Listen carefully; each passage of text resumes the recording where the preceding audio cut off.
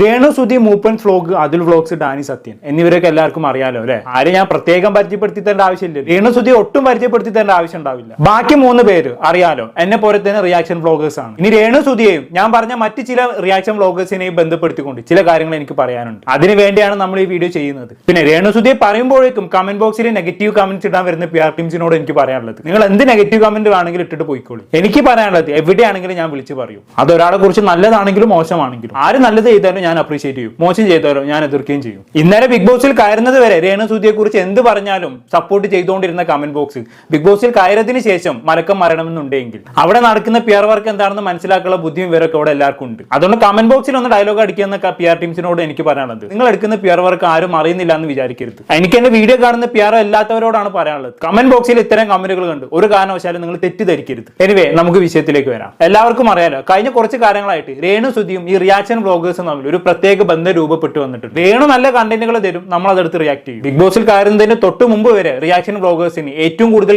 Reach തന്നിരുന്ന ആളാണ് ഈ രേണു. രേണുവിനെ കുറിച്ച് ആര് വീഡിയോ ചെയ്താലും നല്ല റീച്ച് കിട്ടുമായിരുന്നു. എന്തുകൊണ്ടാണ് രേണുവിനെ കുറിച്ച് പറയുമ്പോൾ കേൾക്കാൻ ഇത്രയധികം ആളുകൾ ഉണ്ടാവുന്നത്? എന്താണ് ആളുകൾക്ക് ഇവരുടെ കാര്യം പറയാൻ ഇത്ര താല്പര്യം എന്ന് ഞാൻ ഒരുപാട് ചിന്തിച്ചിട്ടുണ്ട്. എന്തായാലും ബിഗ് ബോസിൽ കയറതിന് ശേഷം ആൾക്ക് പഴയ റീച്ച് ഒക്കെ കുറഞ്ഞിട്ടുണ്ട്, അത് വേറെ കാര്യം. അപ്പൊ ഞാൻ പറഞ്ഞു വന്നത് എന്താണെന്ന് വെച്ചാൽ, ഞാൻ നേരത്തെ പറഞ്ഞല്ലോ, ഈ രേണുവും റിയാക്ഷൻ വ്ലോഗേഴ്സും തമ്മിൽ ഒരു അനിഷേധ്യമായ ബന്ധമുണ്ട്. എല്ലാ റിയാക്ഷൻ വ്ലോഗേഴ്സും രേണുവിനെ സപ്പോർട്ട് ചെയ്തുകൊണ്ട് സംസാരിച്ച് തുടങ്ങിയവരാണ്. ഞാനടക്കം എല്ലാവരും രേണുവിനെ സപ്പോർട്ട് ചെയ്തുകൊണ്ട് ഇഷ്ടംപോലെ വീഡിയോകൾ ചെയ്തിട്ടുണ്ട്. അന്ന് സോഷ്യൽ മീഡിയയിൽ രേണുവിന് പൊതുവെ നല്ല നെഗറ്റീവ് ഇമേജ് ആയിരുന്നു. രേണുവിന്റെ റീലുകൾ, ഫോട്ടോഷൂട്ടുകൾ ഇതെല്ലാം വിവാദമായ സമയമാണ്. രേണു ഇങ്ങനെ ഫ്രണ്ട് ലൈനിലേക്ക് വന്നുകൊണ്ടിരിക്കുന്ന സമയം, രേണുവിന്റെ റീലിനെയും ഫോട്ടോഷൂട്ടിനെയും വസ്ത്രധാരണത്തെയും എല്ലാം ആളുകൾ വിമർശിച്ചിരുന്ന സമയം. അന്ന് രേണുവിനെ സപ്പോർട്ട് ചെയ്തുകൊണ്ട് നമ്മൾ നിരന്തര വീഡിയോകൾ ചെയ്തിട്ടുണ്ടായിരുന്നു. വിധവയാണെന്ന് വിചാരിച്ച് വെള്ള വസ്ത്രവും ധരിച്ച് ഒതുങ്ങി കൂടി ഒരു ഭാഗത്തിരിക്കേണ്ട യാതൊരു ആവശ്യവും ഇല്ല എന്നും, രേണു അവൾക്ക് ഇഷ്ടമുള്ള പോലെ ജീവിക്കട്ടെ എന്നുമാണ് നമ്മൾ അന്ന് പറഞ്ഞു വെച്ചിരുന്നത്. പിന്നീട് പെട്ടെന്നായിരുന്നു രേണുവിന്റെ വളർച്ച. ദിവസവും 2-3 ഇന്റർവ്യൂകൾ, ശാരികയുമായിട്ടുള്ള ഒരു ഇന്റർവ്യൂ എല്ലാവരും ഓർക്കുന്നുണ്ടാകും. അത്രയും ദിവസം വെറും നെഗറ്റീവ് ഇമേജ് മാത്രം ഉണ്ടായിരുന്ന രേണുവിന് ശാരികയുടെ ഇന്റർവ്യൂ കഴിഞ്ഞതോടെ ഒരുപാട് സപ്പോർട്ടേഴ്സ് ഉണ്ടായി. പിന്നീട് ആ ഇന്റർവ്യൂ ഒരു സ്ക്രിപ്റ്റഡ് ആക്ടഡ് മാത്രമായിരുന്നു എന്നുള്ള കാര്യം തെളിഞ്ഞു, അത് വേറെ കാര്യം. രേണു സുധിയുടെ ജീവിതത്തിലെ പല ഉടായ്പകളിൽ ഒന്ന് മാത്രമായിരുന്നത്. എന്തായാലും ഞാൻ പറഞ്ഞല്ലോ, പെട്ടെന്നായിരുന്നു രേണുവിന്റെ വളർച്ച. ഇന്റർവ്യൂകളും 24 മണിക്കൂർ പിറകെ നടക്കുന്ന ഓൺലൈൻ മീഡിയകളും, അതിനിടയിൽ രേണു ആളാകെ മാറിപ്പോയി. അല്ലെങ്കിൽ രേണുവിന്റെ യഥാർത്ഥ മുഖം പുറത്തു വരാൻ തുടങ്ങി. സുധിച്ചേട്ടന്റെ പേരും പറഞ്ഞ് രേണു നടത്തുന്ന ഓരോ മുതലെടുപ്പുകളും പുറത്തു വരാൻ തുടങ്ങി. സുധിച്ചേട്ടൻ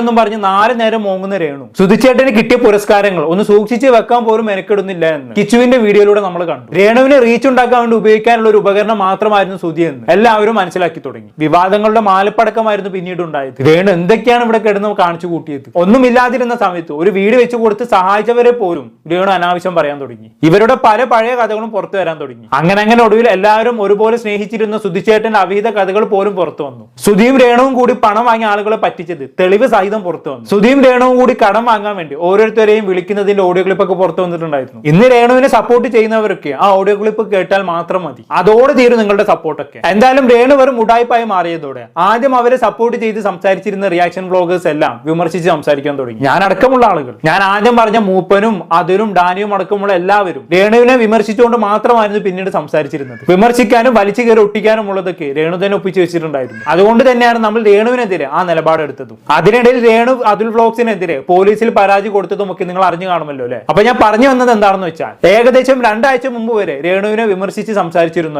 ഒരാൾ എന്ന് പറഞ്ഞാൽ ഒരു റിയാക്ഷൻ വ്ലോഗർ പെട്ടെന്ന് ഒരു ദിവസം പ്ലേറ്റ് മാറി. കൃത്യമായി പറഞ്ഞാൽ രേണു ബിഗ് ബോസിൽ കയറുകയാണെന്ന് വ്യക്തമായ സമയത്താണ് ഇയാൾ പ്ലേറ്റ് മാറ്റുന്നത്. രേണുവിനെ കുറിച്ച് നല്ലത് പറയാനുള്ള എന്തെങ്കിലും ടോപ്പിക് ഒന്നും ആ സമയത്ത് ഉണ്ടായിരുന്നില്ല. എന്നിട്ടും ഇയാൾ രേണുവിനെ വിളിപ്പിച്ചുകൊണ്ട് 1-2 വീഡിയോകൾ ചെയ്തു. രേണു പാവാണ് എന്നും പറഞ്ഞുകൊണ്ടുള്ള ഒരു ടിപ്പിക്കൽ ഫേക്ക് നന്മമരം വീഡിയോ. ആ സമയത്ത് അങ്ങനെ ഒരു വീഡിയോ വന്നതിന് ഒരേ ഒരു കാരണം രേണു ബിഗ് ബോസിൽ കയറി എന്നുള്ളത് തന്നെയാണ്. 2 ആഴ്ച മുമ്പ് വരെ രേണുവിനെ വിമർശിച്ചുകൊണ്ട് വീഡിയോ ചെയ്ത ആളാണ് ഇദ്ദേഹം എന്ന് ഓർക്കണം. പെട്ടെന്നൊരു ദിവസം രേണു പാവമാണ് എന്നും ലോകത്ത് ഏറ്റവും കൂടുതൽ സൈബർ അറ്റാക്ക് നേരിടുന്നത് രേണുവിനാണ് എന്നൊക്കെ ഇദ്ദേഹത്തിന് അങ്ങോട്ട് തോന്നുകയാണ്. നന്മ അങ്ങോട്ട് മെഴുകുകയാണ്. പിന്നെ ഇദ്ദേഹം പണ്ടും ബിഗ് ബോസിലെ ചില കണ്ടസ്റ്റന്റുകൾക്ക് PR വർക്ക് ചെയ്തിട്ടുണ്ട് എന്ന് ഞാൻ കേട്ടിട്ടുണ്ട്. ആളുടെ പേര് ഞാൻ പറയാം, മൂപ്പൻസ് വ്ലോഗ്. അതെ, മൂപ്പൻ തന്നെ. ഇയാൾ രേണുവിന്റെ PR ആണെന്നൊന്നും ഞാൻ പറയുന്നില്ല. പക്ഷെ എന്നാലും രേണു ബിഗ് ബോസിൽ കയറിയ സമയത്ത് പെട്ടെന്നൊരു സ്നേഹം പൊട്ടി മുളയ്ക്കണം എന്നുണ്ടെങ്കിൽ അതിലെന്തോന്നും ഇല്ലാതില്ലല്ലോ. മൂപ്പൻ എല്ലാവർക്കും അറിയാലോ. ഞാൻ മൂപ്പന്റെ വീഡിയോകൾ ശ്രദ്ധിച്ചപ്പോൾ എനിക്ക് മനസ്സിലായത് എന്താണെന്ന് വെച്ചാൽ, അങ്ങനെ പ്രത്യേകിച്ച് സ്വന്തമായിട്ടുള്ള അഭിപ്രായങ്ങളോ നിലപാടുകളോ ഒന്നും ഇദ്ദേഹം പറയാറില്ല എന്നുള്ളതാണ്. ഒന്നെങ്കിൽ അവിടെ ഇവിടെയും തൊടാതെ സംസാരിക്കും, അല്ലെങ്കിൽ 2 തോണിയിലും കാലിടും. ചില സെലക്റ്റീവ് ആയിട്ടുള്ള വിഷയങ്ങളിൽ മാത്രം സ്ട്രൈറ്റ് ആയിട്ട് സംസാരിക്കും. അതായത് തനിക്ക് നെഗറ്റീവ് വരില്ല, വിമർശനം വരില്ല എന്ന് തോന്നുന്ന വിഷയങ്ങളിൽ മാത്രം മൂക്കി സംസാരിക്കും. അല്ലാത്ത വിഷയങ്ങളിൽ അവിടെ ഇവിടെയും തൊടാതെ സംസാരിക്കും. കുറച്ച് വീഡിയോകളൊക്കെ പ്ലേ ചെയ്യും, എന്നിട്ട്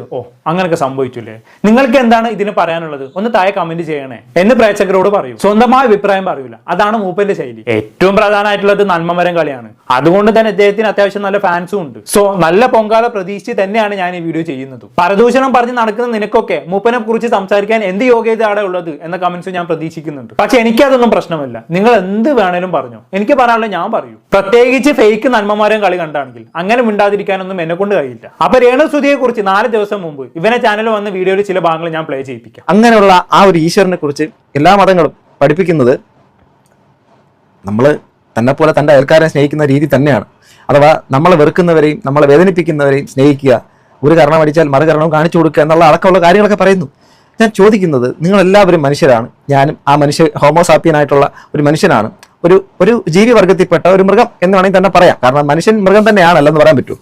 നമ്മുടെ ചെയ്തികളും അത്രയും മൃഗങ്ങളെക്കാട്ടിലും കവച്ചു വയ്ക്കുന്ന രീതിയിലാണ്. ഇനി പറയാൻ വേണ്ടിയിട്ട് പോകുന്നത് രേണുസുതിയെ കുറിച്ചാണ്. അങ്ങനെ പറ. ഇതിനാണ് ഇത്രയും ബിൽഡപ്പ് കൊടുത്തത്. ഈശ്വരൻ, മനുഷ്യൻ, മൃഗം ഒരു കാരണത്തെ അടിച്ചാൽ മറുകാരണം കാണിച്ചു കൊടുക്കണം. എന്താക്കാ ബഹളായിരുന്നു. രേണുസുതി ഒന്ന് വെളുപ്പിച്ചെടുക്കണം. അതിനാണ് ഇതിന് ഇത്രയും ഡെക്കറേഷൻ ആവശ്യമൊക്കെ ഉണ്ടോ മൂപ്പ? എന്തായാലും ബാക്കി കൂടി പറഞ്ഞാട്ടെ. ഇനി പറയാൻ വേണ്ടിയിട്ട് പോകുന്നത് രേണുസുതിയെ കുറിച്ചാണ്. സമാനതകളില്ലാത്ത സൈബർ ആക്രമണം.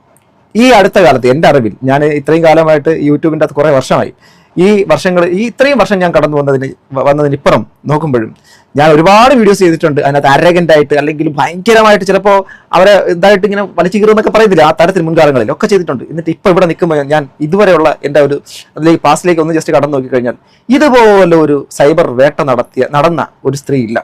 ഇവരെ പോലെ ആക്രമണം നേരിട്ട മറ്റൊരു വ്യക്തിയില്ല. അതിന് മാത്രം അവർ, നിങ്ങളോട് ഞാൻ ചോദിക്കുന്നു, നിങ്ങൾ വിശ്വാസികളും മറ്റുള്ള കാര്യങ്ങളൊക്കെ ആൾക്കാരാണെങ്കിൽ അവർ ഇതിനു വേണ്ടിയിട്ട് മാത്രം ചെയ്ത തെറ്റുകൾ എന്താണ്? അത് തന്നെയാണ് എനിക്കും മൂപ്പനോട് ചോദിക്കാനുള്ളത്. 2 ആഴ്ച മുമ്പ് വരെയുള്ള വീഡിയോകളിൽ രേണുസുതിയെ വലിച്ചു കീറി ഒട്ടിച്ച ആളാണ്. വലിച്ചു കീറി ഒട്ടിച്ചതൊന്നും പറയാൻ പറ്റൂല. അവിടെ എവിടെയും തൊടാതെ തനിക്ക് ഡാമേജ് ഒന്നും ഉണ്ടാവാത്ത വിധത്തിൽ രേണുവിനെ വിമർശിച്ച ആളാണ്. മുമ്പും രേണുവിനെ വിമർശിച്ചുകൊണ്ട് ഇഷ്ടംപോലെ വീഡിയോകൾ ചെയ്തിട്ടുമുണ്ട്. ഇതിന് മാത്രം എന്ത് തെറ്റാണ് രേണു നിന്നോട് ചെയ്തത് മൂപ്പ? അല്ല പിന്നെ ഇദ്ദേഹത്തിന്റെ നന്മമരം കളി നോക്കണം നിങ്ങൾ. ഇത്രയും കാലം ഇല്ലാത്ത രേണു സ്നേഹം പെട്ടെന്ന് മുട്ടിമൊളിച്ചത് വെറുതെ ആണെന്നൊന്നും വിചാരിക്കേണ്ട. ബിഗ് ബോസ് തുടങ്ങിയ കറക്റ്റ് സമയത്താണ് ഇദ്ദേഹം ഒരു വീഡിയോ ആയിട്ട് വരുന്നത്. ഇത് അത്ര ഇന്നസെന്റ് ആക്ട് ആയിട്ട് എനിക്ക് തോന്നിയിട്ടില്ല. ഇതിപ്പോ എന്തെങ്കിലും വിഷയവുമായി ബന്ധപ്പെട്ട് രേണുവിനെ സപ്പോർട്ട് ചെയ്തതാണെങ്കിലും ഓക്കെ, നമ്മളും അങ്ങനെ ചെയ്തിട്ടുണ്ട്. പക്ഷെ ഇത് അങ്ങനെ അല്ലല്ലോ. ശൂന്യതയിൽ നിന്ന് വന്നിട്ട് ഒരു ഒറ്റ പറച്ചിലാണ്. എന്താണ് പറഞ്ഞത്? രേണുസുതിയെ പോലെ സൈബർ ആക്രമണം നേരിട്ട ഒരു സ്ത്രീ ഈ ചരിത്രത്തിൽ തന്നെ ഇല്ല എന്ന്. ഈ പറയുന്ന ആളും കൂടി ചേർന്നാണ് രേണുവിനെ ഈ സോക്കോൾഡ് സൈബർ അറ്റാക്ക് ചെയ്തിരുന്നത് എന്നുള്ളതാണ് ഏറ്റവും വലിയ കോമഡി. എന്നിട്ടാണ് ഈ നന്മമരം കളിയും കൊണ്ട് വരുന്നത്. കൂട്ടത്തിൽ ഈശ്വരനെയും ഈശ്വര വിശ്വാസത്തെയും കൂട്ടുപിടിക്കുകയും കൂടി ചെയ്തിരിക്കുന്നു. അതാകുമ്പോൾ പിന്നെ ആരൊന്നും പറയൂലല്ലോ. പിന്നെ രേണുവിന് സൈബർ അറ്റാക്ക് കിട്ടിയിട്ടുണ്ടെങ്കിൽ അതിന് 99% കാരണക്കാരി രേണു തന്നെയാണ്. അമ്മാതിലുള്ള പുള്ളിക്കാരുടെ കയ്യിലിരിപ്പ്. ഇത് ഞാൻ പറഞ്ഞതല്ല, മുമ്പ് സ്വന്തം വീഡിയോയിലൂടെ പറഞ്ഞ കാര്യമാണ്. സംശയമുണ്ടെങ്കിൽ ഞാൻ കേൾപ്പിച്ചു തരാം. ഞാൻ നേരത്തെ പറഞ്ഞില്ലേ 2 ആഴ്ച മുമ്പ് രേണുവിനെ കുറിച്ച് മൂപ്പൻ ചെയ്ത വീഡിയോ, ആ വീഡിയോയിലാണ് ഇദ്ദേഹം ഇങ്ങനെ പറയുന്നത്. ആ വീഡിയോ എങ്ങനെയാണ് തുടങ്ങുന്നതെന്ന് അറിയോ? ഞാൻ കേൾപ്പിച്ചു തരാം. എന്റെ പ്രിയപ്പെട്ട സുഹൃത്തുക്കളെ, നമ്മുടെ ചാനലിലെ രേണുസുതി വിഷയം നമ്മൾ നിർത്തിയിട്ട് കുറെ നാളായി. താല്പര്യമില്ലാത്തതുകൊണ്ട് തന്നെയാണ്. പല ആൾക്കാരും സത്യം പറഞ്ഞാൽ നിങ്ങൾ ഇൻബോക്സിനകത്ത് അയക്കുന്നതൊക്കെ ഞാൻ കാണുന്നുണ്ട്. പക്ഷേ എനിക്കത് ഈ ഒരു മാറ്റർ സംസാരിക്കാൻ തീരെ താല്പര്യമില്ലാത്തതുകൊണ്ട് തന്നെയാണ് സംസാരിക്കാത്തത്. ശരി, കഴിഞ്ഞൊരു മാസം മാത്രം കണക്കെടുത്ത് നോക്കിക്കഴിഞ്ഞാണെങ്കിൽ രേണുവിനെ കുറിച്ച് ഒരു 10 വീഡിയോയെങ്കിലും മൂപ്പൻ ചെയ്തിട്ടുണ്ടാകും. സംശയം ഉണ്ടെങ്കിൽ മൂപ്പനെ ചാനലൊന്നും എടുത്ത് നോക്കിയാൽ മതി. എന്നിട്ടാണ് വന്നിരുന്ന് പറയുന്നത് എനിക്ക് രേണുവിന്റെ വിഷയം സംസാരിക്കാൻ ഒട്ടും താല്പര്യമില്ല എന്ന്. എന്തൊക്കെ കേൾക്കണം. കഴിഞ്ഞിട്ടില്ലേ, ഇനി അടുത്ത് പറയുന്നൊന്ന് കേട്ടോക്കി. രേണുസുതിയുടെ വീടുമായിട്ട് ബന്ധപ്പെട്ടിട്ടാണല്ലോ അദ്ദേഹത്തിന്റെ സുതിലയം എന്ന് പറയുന്ന ആ ഒരു വീട് വളരെ വിവാദമായിട്ട് നിൽക്കുന്നു. അതിന്റെ ബിൽഡർ അടക്കമുള്ള ആൾക്കാർ വന്നു കുറേയധികം കാര്യങ്ങൾ സംസാരിക്കുന്നു. ഇതുവരെ രേണുസുതിയെ സപ്പോർട്ട് ചെയ്ത ആൾക്കാർക്ക് പോലും അവരിപ്പോൾ തള്ളി പറയേണ്ട സാഹചര്യമൊക്കെ വന്നിരിക്കുകയാണ്. എന്തായിരുന്നാലും ഞാനെപ്പോഴും ഞാൻ ആ വാക്ക് പാലിക്കുന്നു. എനിക്ക് അവരുടെ മാറ്റർ സംസാരിക്കാൻ താല്പര്യമില്ല. കാരണം നിങ്ങൾക്കത് ഇഷ്ടമല്ലാത്തത് കൊണ്ട് തന്നെ ഞാൻ ആ വിഷയം സംസാരിക്കുന്നില്ല. പിന്നെ അതെ, എനിക്ക് രേണുസുതിയെ കുറിച്ച് സംസാരിക്കാൻ താല്പര്യമില്ല. നിങ്ങൾക്ക് ഇഷ്ടമില്ലാത്തതുകൊണ്ട് ഞാൻ ആ ടോപ്പിക്കിനെ ഒഴിവാക്കിയതാണ്. എന്തായാലും രേണുസുതിയെ കുറിച്ച് ചെയ്യുന്ന വീഡിയോയിലാണ് ആശാനി പറയുന്നതെന്ന് ഓർക്കണം. എച്ചാതിരട്ടത്താപ്പ് ഇഷ്ടം. നന്മമരങ്ങൾക്കുള്ള പ്രശ്നം ഇതാണ്. അവർക്ക് ചില കാര്യങ്ങൾ ചെയ്യണമെന്നുണ്ടാകും. പക്ഷെ ആളുകൾ എന്ത് വിചാരിക്കുമെന്ന് കരുതി ചെയ്യാൻ പേടിയാവും. എന്നാലോ ചെയ്യാതിരിക്കാനും കഴിയൂല. എന്നിട്ട് ഇങ്ങനെ ഓരോരോ ഉടായ്പ ന്യായീകരണങ്ങളും കൊണ്ടുവരും. സംശയം ഉണ്ടെങ്കിൽ അടുത്ത കേട്ടോക്കി. പിന്നെ ഈ ഒരു വിഷയം നിങ്ങൾ കണ്ടു നോക്കണം. കാരണം ഈ എന്താ പറയുക, അർഹതപ്പെട്ടവർക്ക് എറിയാൻ അറിയുന്നവന് എന്തോ കിട്ടൂല എന്നൊക്കെ പറയില്ല. എറിയാൻ അറിയുന്നവന് വടി കിട്ടത്തില്ല എന്ന് പറയുന്നത് പോലത്തെ ഒരു സംഭവമാണിത്. ഇതിനകത്ത് ഇത് കണ്ടപ്പോൾ എനിക്ക് അങ്ങനെ ആ ഒരു വാക്ക് തന്നെയാണ് തോന്നിയത്. അതായത് ഒരാൾക്ക് അർഹതപ്പെട്ടവർക്ക് നിഷേധിക്കപ്പെടുന്ന ഒരു സാഹചര്യം, അർഹതപ്പെട്ടവരത് കിട്ടിയിരുന്നെങ്കിൽ അത് പൊന്നുപോലെ നോക്കിയിട്ടുണ്ടാവും എന്നുള്ളൊരു കാര്യം കൂടെ നിങ്ങൾക്കിത് എന്താണെന്നുള്ള കാര്യം കാണാം. ഇതിനകത്ത് നന്ദികേട് കാണിക്കരുത് എന്ന് പറഞ്ഞിട്ടാണ് ഒരു വീഡിയോ വന്നിട്ടുള്ളത്. നന്ദികേട് കാണിക്കരുത് എന്ന് പറയുന്നത് ഇത് ശരിക്കും പറഞ്ഞാൽ രേണുസുതിയോടാണ് പറയുന്നത്, ഞാൻ പറയുന്നതല്ല. അതാ പറഞ്ഞത്. ഇതിനകത്ത് ഞാൻ ഈ കോണ്ടാക്സിൻ്റെ അകത്തില്ല. ജസ്റ്റ് കാണൂ.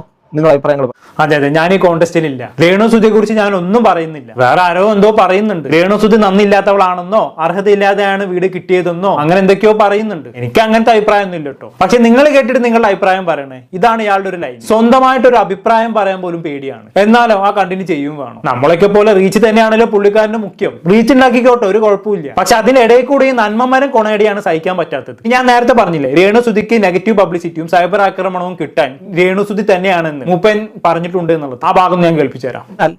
നെഗറ്റീവായിട്ടുള്ള കാര്യം ഇങ്ങനെ നിരന്തരം ഇങ്ങനെ പബ്ലിസിറ്റി ആയിക്കൊണ്ടിരിക്കുന്നത് രേണുസുതി അതിലൂടെ എന്താ ഉദ്ദേശിക്കുന്നത്? ബിഗ് ബോസ് എന്നുള്ളൊരു ഒരു ഷോയ്ക്കകത്ത് കയറി പോയി അതിന് ആ ഒരു ഷോ തുടങ്ങുന്നതിന് മുമ്പ് അതിനെ വെച്ചിട്ടൊരു കോൺട്രവേഴ്സി പബ്ലിക്കിൽ വളരെയധികം ഉയർത്തിക്കൊണ്ടുവന്ന് പരമാവധി ബാർഗെയിൻ ചെയ്ത് റേറ്റ് കൂട്ടി ഒരുപാട് ഇതിനകത്ത് നിങ്ങൾ ബിഗ് ബോസിലേക്ക് ഞാൻ വന്നാൽ കാരണം എനിക്ക് ഇത്രയും ആൾക്കാർ ഇത് വ്യൂവർഷിപ്പ് മറ്റുള്ള കാര്യങ്ങൾ കണ്ട എൻ്റെ പേരിലുള്ള വീഡിയോസൊക്കെ നോക്കും, ഇത്രയും വ്യൂവർഷിപ്പ് വരുന്നുണ്ട്.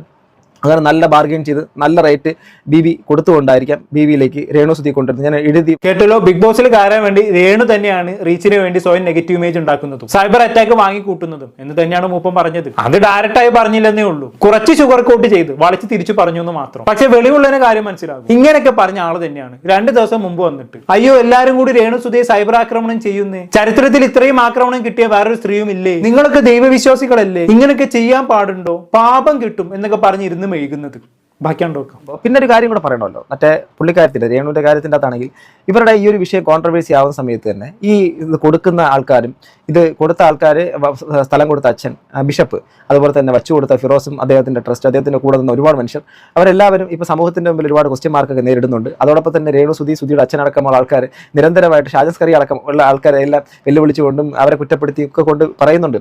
ഓക്കെ, ഇതൊക്കെ എങ്ങനെയോ തീർക്കേണ്ട വിഷയമായിരുന്നു. സമൂഹത്തിൽ ഇത് സോഷ്യൽ മീഡിയയിൽ നിലനിൽക്കണം എന്നുള്ളത് ആരുടെ ആവശ്യമാണ്, ആരുടെ ആഗ്രഹമാണെന്നുള്ള കാര്യം ചിന്തിക്കാം. ഞാൻ എപ്പോഴും ആരുടെ ആവശ്യവും ആരുടെ ആഗ്രഹവുമാണ്. മൂപ്പൻ തന്നെ പറ, രേണുവിന്റെ പേര് പറയാൻ മൂപ്പൻ എന്ത് എത്ര മടി? ഇതിങ്ങനെയൊക്കെ ചർച്ച ചെയ്യപ്പെടണമെന്ന് രേണുവിന്റെ മാത്രം ആവശ്യമാണെന്ന് തന്നെയാണ് ഇവിടെ മൂപ്പൻ പറഞ്ഞത്. പക്ഷെ രേണുവിന്റെ പേര് ആശാൻ വിഴുങ്ങി. സൈബർ അറ്റാക്ക് കിട്ടാനുള്ളതെല്ലാം രേണു തന്നെയാണ് ചെയ്ത് വെക്കുന്നത് എന്ന് തന്നെയാണ് ഇയാൾ വീണ്ടും വീണ്ടും പറഞ്ഞുകൊണ്ടിരിക്കുന്നത്. പക്ഷെ ഇത് പെട്ടെന്ന് എല്ലാവർക്കും മനസ്സിലാവില്ല. ഇങ്ങനെ ഡീകോഡ് ചെയ്തെടുക്കണമെന്ന് മാത്രം. സത്യം പറഞ്ഞാൽ ഇയാളുടെ വർത്തമാനം കേൾക്കുമ്പോൾ എനിക്ക് വേശ്യയുടെ ചാരിത്ര പ്രസംഗമാണ് ഓർമ്മ വരുന്നത്. അങ്ങനെ പറയാൻ കാരണമുണ്ട്, അടുത്ത വീഡിയോ കാണുമ്പോൾ നിങ്ങൾക്ക് മനസ്സിലാക്കും. അതൊരു മുഖവിലേക്ക് എടുക്കാത്തൊരു കാര്യം, ചൊല്ലിക്കൊടു തള്ളിക്കളഞ്ഞു എന്നുള്ള കാര്യം മാത്രമാണ്. അവർ എന്നുള്ള വ്യക്തിയുടെ ചാപ്റ്റർ ഞാൻ ക്ലോസ് ചെയ്തു.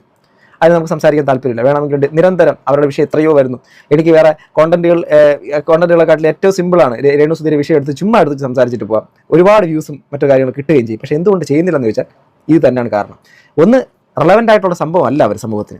രണ്ടാമത്തെ കാര്യം, നിങ്ങൾക്കോ എനിക്കോ ആർക്കെങ്കിലുമൊക്കെ ഒരു തരത്തിലും എവിടെയെങ്കിലുമൊക്കെ മുൻകാലങ്ങൾ കുറച്ച് നാളിന് മുമ്പ് വരെയും അവർ വളരെ പോസിറ്റീവായിട്ട് എവിടെ കൂടെയെങ്കിലും ഈ വിഡോ ആയിട്ടുള്ള സ്ത്രീ അഥവാ വിധവകളായിട്ടുള്ള സ്ത്രീകൾക്കും സിംഗിൾ മോം എന്നുള്ള രീതിയിലാണെങ്കിലും ഒറ്റപ്പെട്ട് കലാപ്രവർത്തനങ്ങൾക്ക് ഇറങ്ങുന്ന സ്ത്രീകൾക്ക് ഉണ്ടാകുന്ന പ്രശ്നങ്ങൾ അടക്കം വെച്ചിട്ടുണ്ടെങ്കിൽ അങ്ങനെയൊക്കെ ഒരുപാട് കാര്യങ്ങൾ അവരെ അപ്രിഷ്യേറ്റ് ചെയ്യാൻ പറ്റുമായിരുന്നു. ബട്ട് സ്റ്റിൽ ഇപ്പോൾ എനിക്ക് മനസ്സിലാക്കാൻ പറ്റും, നൗ അവർ ശരിക്കും ഇതെല്ലാം മനഃപൂർവ്വം അവർ തന്നെ ചെയ്യുന്നതാണ്.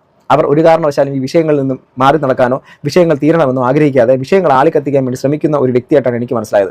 അങ്ങനെ കേട്ടല്ലോ, ഇതാണ് മൂപ്പൻ. ഇത് ഇയാൾ 2 കൊല്ലം മുമ്പ് ചെയ്ത വീഡിയോ ഒന്നല്ല. രേണുവിൽ എല്ലാവരും കൂടി ചേർന്ന് സൈബർ അറ്റാക്ക് ചെയ്യുന്ന എന്ന് മോങ്ങി വീഡിയോ ചെയ്തതിന്റെ 10 ദിവസം മുമ്പ് ചെയ്ത വീഡിയോ ആണിത്. അന്ന് ഈ വീഡിയോ ചെയ്ത സമയത്ത് രേണുവിന്റെ PR വർക്ക് അണ്ണന് കിട്ടിയിട്ടില്ലെന്ന് തോന്നുന്നു. എന്തോ രേണുവിന്റെ വിഷയത്തിലുള്ള മൂപ്പന്റെ ഇരട്ടത്താപ്പിനെ കുറിച്ച് പറയാനാണെങ്കിൽ ഇഷ്ടംപോലെ ഉണ്ട്. തൽക്കാലം അത് അവിടെ നിൽക്കട്ടെ. ഈ നന്മ മരത്തിന് മറ്റൊരു മുഖത്തെ നേരിട്ട് അനുഭവിച്ച ഡാനി സത്യൻ എന്ന് പറയുന്ന മറ്റൊരു യൂട്യൂബർ കഴിഞ്ഞ ദിവസം ചില കാര്യങ്ങൾ പറഞ്ഞുകൊണ്ട് വീഡിയോ ചെയ്തിട്ടുണ്ടായിരുന്നു. അതും കൂടി കേട്ടതിന് ശേഷം നമുക്ക് നിർത്താം.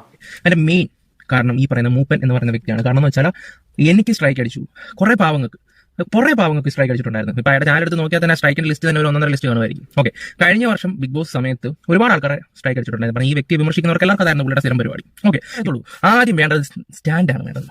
താങ്കൾക്ക് അതില്ല, അത് മനസ്സിലായ ഒരു കാര്യം തന്നെയാണ്. കഴിഞ്ഞ വട്ടം എന്നെ വിളിച്ചിട്ട് അതും നമ്മൾ തമ്മിലൊരു വിഷയമില്ല, ഞാൻ എന്റെ വീഡിയോ റിയാക്ട് ചെയ്ത് അവരുമായിട്ട് സെറ്റിൽ ചെയ്യും. എന്റെ ചാനൽ സ്ട്രൈക്ക് അടിച്ചത് ഓൾറെഡി 2 കിടപ്പുണ്ട്. ഒരെണ്ണം കൂടെ വന്ന് ചാനൽ പോകാൻ വേണ്ടി 2 ദിവസത്തിനുള്ളപ്പോഴത്തേക്ക് എനിക്ക് ഒരാളെ കൈ കിട്ടി, അയാൾ എന്റെ ചാനൽ സെറ്റ് ചെയ്ത് തരാമെന്ന് പറഞ്ഞു. പക്ഷെ അപ്പോഴത്തേക്ക് ഈ പുള്ളി ഇത് മാറ്റിയിട്ടുണ്ടായിരുന്നു. പല ആൾക്കാരും എന്താ പറയണ്ടേ എനിക്ക് വേണ്ടി സംസാരിച്ചിട്ടുണ്ടായിരുന്നു.